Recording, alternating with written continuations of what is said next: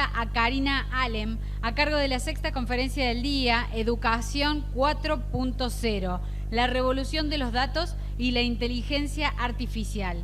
Karina es publicista, data scientist, especialista en blockchain, experta en análisis de datos aplicados a la toma de decisiones en educación. Un aplauso para ella. Bienvenida, Karina. Bien, por suerte me cambiaron el control. Esperemos no tener los mismos problemas. Antes que nada, muchísimas gracias por estar acá. Sé que en algunos casos implica un compromiso laboral o educativo o algo así. Y les puedo decir que lo agradezco y de que vale muchísimo la pena que estén acá. Hace unos años, en la segunda edición, yo estaba ahí. Yo estaba ahí definiendo incluso qué hacía, qué estudiaba. Así que ahora les voy a contar un poquito más de cómo ha sido este recorrido, de ahí hacia acá. Y sobre todo de educación, ¿no? No nos olvidemos del tema principal. Bien, mi nombre es Karina Alem, soy Data Scientist, ML Engineer, que es un título que dice que habla de mucho de datos, de estadística, y que vengo a contarles qué hacemos en educación. También soy publicista, soy Data Scientist, me encanta lo que es blockchain y la verdad que soy ante todo curiosa, digamos. Ante todo lo que me ha marcado es ser curiosa, leer muchísimo y meterme en un montón de cosas. Eso es lo que me lleva un poquito acá, a estar hoy acá con ustedes. También soy budista y soy fotógrafa, como un dato de color. Bien, ustedes dirán, ¿qué hace una publicista acá? Hablando de educación, hablando de ciencia de datos. Y déjenme contarles que no ha sido fácil y es bastante interesante. Mi camino empieza como publicista, pero trabajando en nada que ver como publicidad, nada que ver, sino que en una telco, telecomunicaciones, si alguno ha tenido alguna experiencia en algún call center. De ahí empecé una investigación en lo que fue primero liderazgo y después muy rápidamente en lo que es datos. Esto que me está trayendo, que me está diciendo que no llego, por ejemplo, ¿de dónde viene? ¿Cómo hago para llegar? ¿Cómo puedo empezar a usar esos datos a favor? ¿Qué decisiones tomo para acercarme a lo que me están pidiendo? A esos KPI, si han escuchado hablar alguna vez de eso. Rápidamente, después de ser Data Scientist, pasé a siglo XXI. En siglo XXI, ya como Data Scientist, la primera Data Scientist del área, empecé a ver qué eran estos datos de alumnos, de cursos. Imagínense que fue ahí en pandemia, así que empezaban a llegar datos de un montón de lados, porque si hubo una necesidad en pandemia fue de conectarse, de empezar a usar plataformas que antes ni se había escuchado hablar, o empezar a entender, ¿están conectados los alumnos? ¿Quién faltó? ¿Cómo tomamos asistencia? Si vienen de lugares quizás más tradicionales, estaba la lista, digamos. Debíamos olvidarnos de la lista para empezar a pasar a algo digital, a algo que nos pudiera dar un entendimiento de toda la población académica, digamos.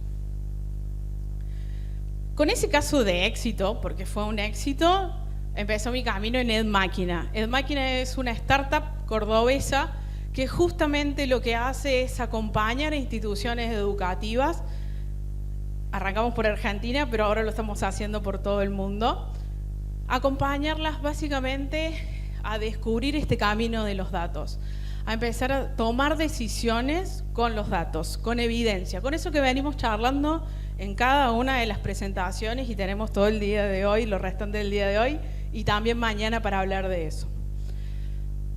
Entonces, la primera parte de la charla, la revolución. ¿Por qué la revolución? Les voy a ser sincera y me ayudó ChatGPT con el título de la charla. Lo pueden validar las chicas de MED cuando estábamos pensando en el nombre. Pero la revolución también a mí me inspiró a hablar de esto que se está generando, que no necesariamente es visible, pero que trae un choque importante en la academia o en las academias. La educación hasta el momento, o hasta previo pandemia, digamos, venían gestionándose muchísimos cambios, mucho en cómo impartimos clases, los que han dado clases alguna vez, cómo usamos la información que tenemos y sobre todo cómo ponemos al alumno en el centro, ¿no? Si pensamos en las necesidades de la educación, es algo que no suele cambiar tan rápido como la tecnología. Entonces, por eso también empiezan a generarse instituciones y necesidades de mezclar. ¿Qué hacemos con educación más tecnología? Y ahí es donde nace algo que está buenísimo y es lo que estamos haciendo hoy, EdTech. ¿Qué son las EdTech? Son estas startups que están trabajando especialmente en educación. Y lo que vienen a hacer es a revolucionar la educación. Hay distintos tipos de startups, les traje algunas nomás como para nombrar, para que vean qué es lo que está pasando y para que vean que no está pasando en un lugar lejano, está pasando acá, en Argentina. Hay un informe de HolonIQ que lo que trae son las 100 startups más conocidas en lo que es EdTech, tecnología y educación. La clasificación que hace, las coloca, tiene ahí en la página, si lo pueden googlear, está buenísima la página, está en inglés, pero lo pueden traducir. Y lo que hace es juntar estas startups que están haciendo cosas muy grosas en educación. Por ejemplo, hay startups que están trabajando en tecnología avanzada. EduSense, por ejemplo, que es brasilera, está trabajando en dar clases y juntar el gaming, juegos y clases. Esto que ya habíamos empezado, digamos, hay una movida atrás de esto hace un tiempo y, por ejemplo, EduSense lo está haciendo. Filad, de contenido, no sé si lo conocen, es una startup de acá de Córdoba, que arrancó juntando material de abogacía de la UNC. Y ahí tenemos una startup que ya está revolucionando, que ya está haciendo cambios, centrada en alumnos, porque salió de ahí, y está haciendo su buen aporte a la educación, a lo que es EdTech, a esta revolución. Hay plataformas que están enseñando de una manera distinta lo que es inglés. Hay plataformas, incluso Collective, que está dando MBA totalmente 100% remoto y no hay profesores como los conocemos. Hay gente que está en startups, en empresas, que da clases, digamos. Entonces cambian un poco el formato. Está Creana, que lo deben haber escuchado, o Lotus también. Y por ejemplo en testing está Creita, que usa blockchain en educación. Entonces así certifica la educación que se recibió con blockchain. Hay startups que hablan de preparación, incluso de cómo me preparo para los exámenes y demás. La verdad que hay muchísimo, no me quiero detener y demorarme mucho, pero también tenemos STEM en la clasificación de estas startups. Está Laboratoria, por ejemplo, lo que está haciendo y principalmente tiene el objetivo de minimizar la brecha en lo que es STEM. ¿Sí?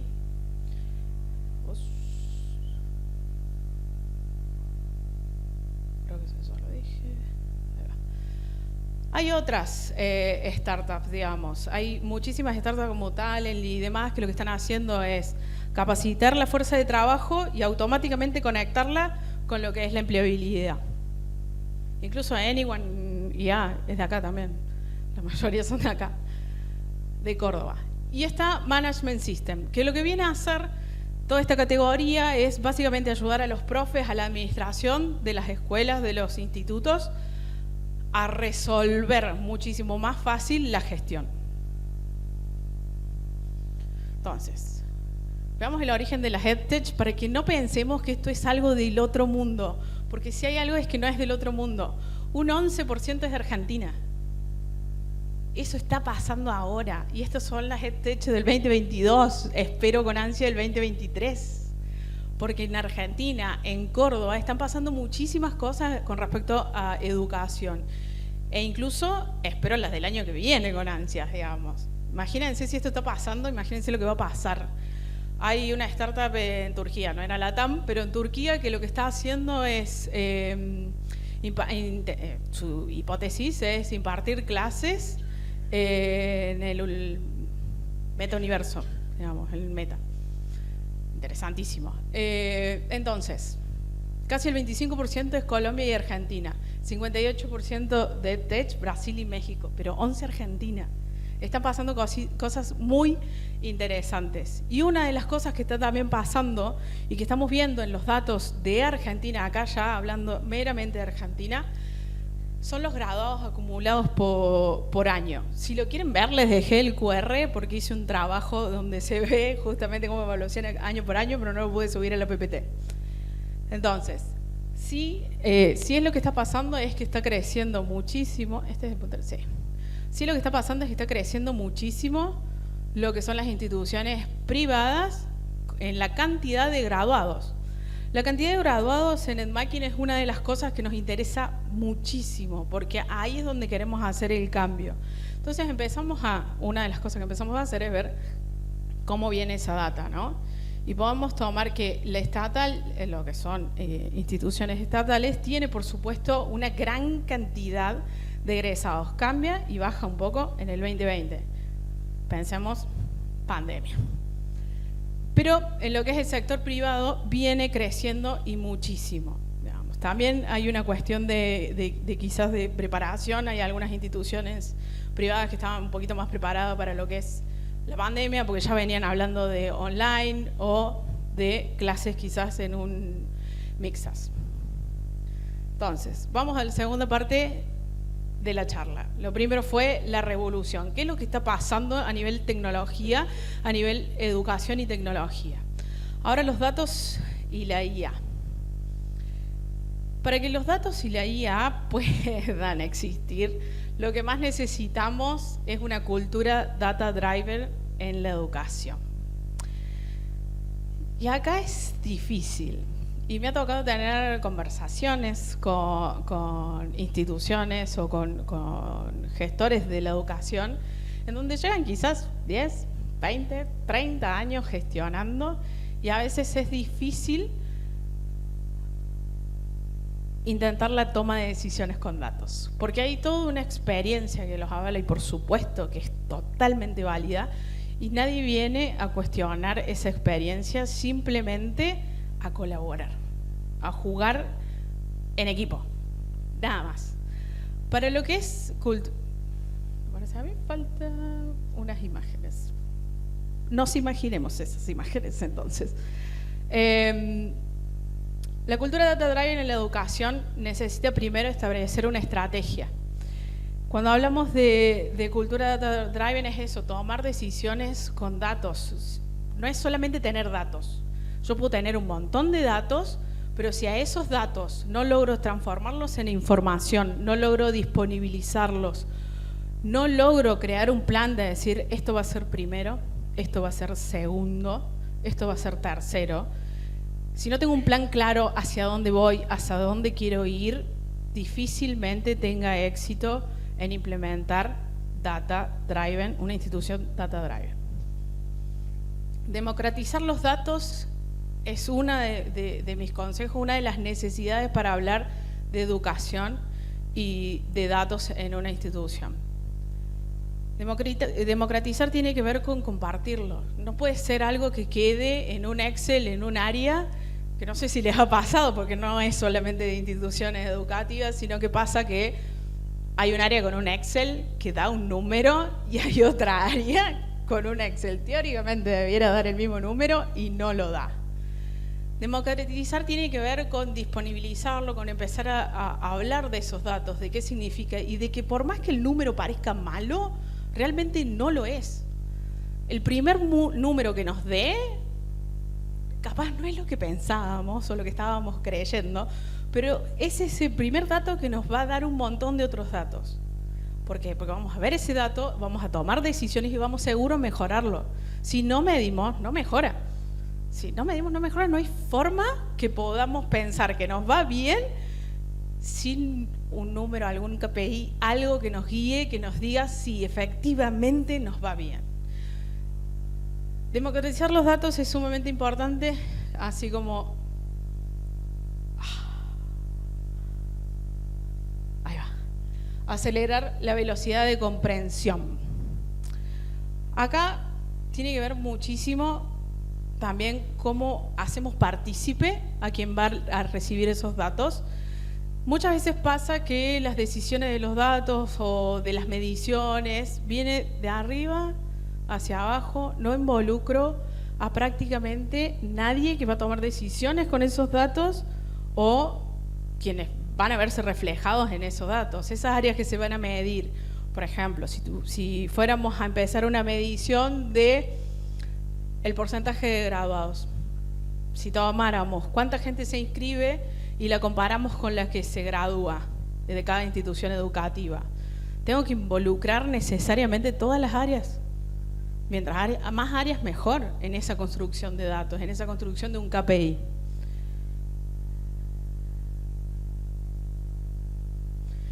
Otra cosa es medir, medir y medir.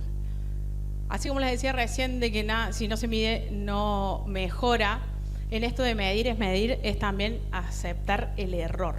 De primera probablemente no nos salga bien, de segunda a veces tampoco.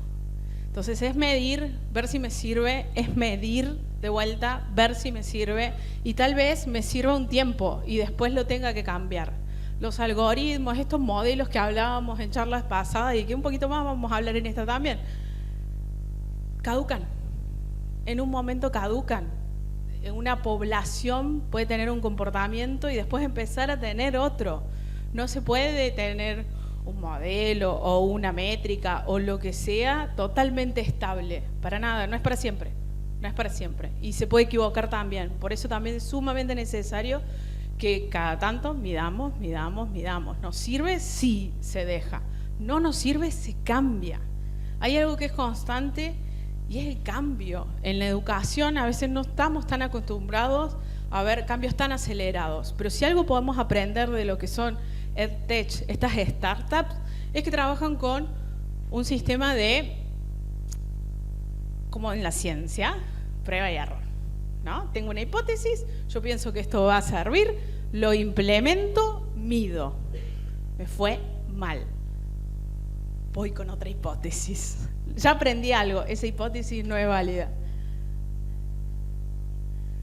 Entonces, ¿cómo hacemos para una evolución hacia el data driven, hacia la toma de decisiones incluso más acertadas? En EdMáquina lo que hacemos es acompañar a instituciones educativas en lo primero descriptivo, veamos. Primero es descriptivo, es empezar a hablar de tengo datos, tengo estos datos, tengo esta calidad de datos. El BI o Business Intelligence, que ¿qué está pasando con estos datos? ¿No? Toda la parte de visualización, la reportería, digamos. Herramientas como tableros, Power BI, si lo han escuchado, por ejemplo. No es el único, es mi favorito, pero no es el único. Y después empezar a hablar de esta etapa que es la predictiva. Y acá en la predicción es donde a veces nos encontramos con conflicto, porque la predicción es un número que va del 0 al 1 y es un número, digamos. ¿Qué quiere decir esto de me da 0,75 que va a aprobar la materia? ¿Es así? ¿Me quedo tranquila? ¿No tomo ninguna decisión? ¿O tomo más decisiones, digamos?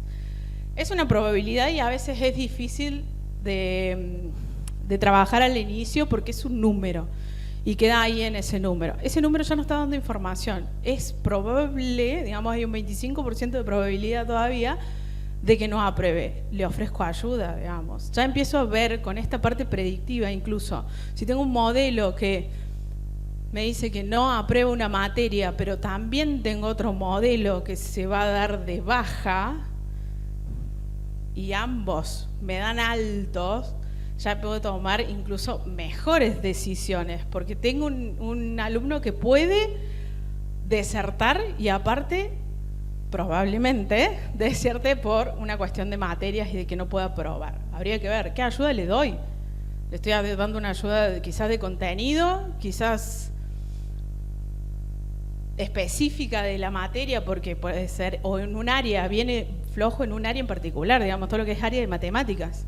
Me doy cuenta que quizás en la materia de cálculo, en la materia de matemáticas 1 también está fallando. Bueno, ahí hay una comprensión, ¿no? Ahí hay otra decisión incluso más profunda que tomar. De hecho, como anécdota, una vuelta nos pasó de una hipótesis que tenía este instituto académico de que materia difícil eran las duras. Matemática, cálculo, estadística, cosas así. Difícil. Los alumnos les va mal en matemática. Les va pésimo. Bueno, podríamos hablar de un modelo, de áreas. Sí, pero netamente para materias que son duras. ¿Por qué le va mal? Bueno. Empezamos a hacer una investigación y dijimos, bueno, antes de hablar de un modelo, de un desarrollo, de una cosa que lleva muchísimo tiempo, probemos esa hipótesis. Lo primero que podemos hacer es probar esa hipótesis. Probamos esa hipótesis. ¿Qué nos dio? Que el promedio académico era más bajo en las otras materias. En materias que eran quizás de lengua, digamos, sociales. Ciencias sociales daban más bajo que matemática. ¿Por qué? Porque no necesariamente me puedo guiar por una materia que a veces parece difícil o donde se queja la mayoría de los alumnos. Yo he sido la que se ha quejado de matemáticas y hoy le estoy hablando de esto. Entonces, ¿qué es lo que quiero decir? Hay muchas hipótesis en educación que podemos empezar a probarlas con datos y para eso es que estamos acá y para eso es que hacemos lo que hacemos. Otra de las soluciones que pueden darse en lo que es camino hacia el data driven es clustering, que algunas de las chicas ya lo mencionó, que es esto de agrupación, que te permite segmentar a un grupo de alumnos quizás por similitudes, ¿no? Y después otra cosa que nos gusta y que a lo que siempre tratamos de aspirar es ese prescriptivo, digamos. Entonces no solamente dar información sobre la probabilidad de si aprueba o no una materia, sino quizás qué es lo que puede llegar a necesitar un alumno. Porque tenemos la información que nos permite hacer esa prescripción, ¿sí? Algunos ejemplos de cosas que hemos tratado con este tipo o con este sistema o en esta evolución hacia la data driver. Predecir si aprueba o no materias o cursos que está el alumno. Agrupar por características al alumnado, eso lo hemos hecho. Me parece que tenemos todavía un detalle con el naming, pero sí hemos podido agrupar características de alumnado. Predecir el rendimiento académico, es decir, la mejora de ese promedio. Por ejemplo, son algunas de las cosas y ahí les traigo un par más.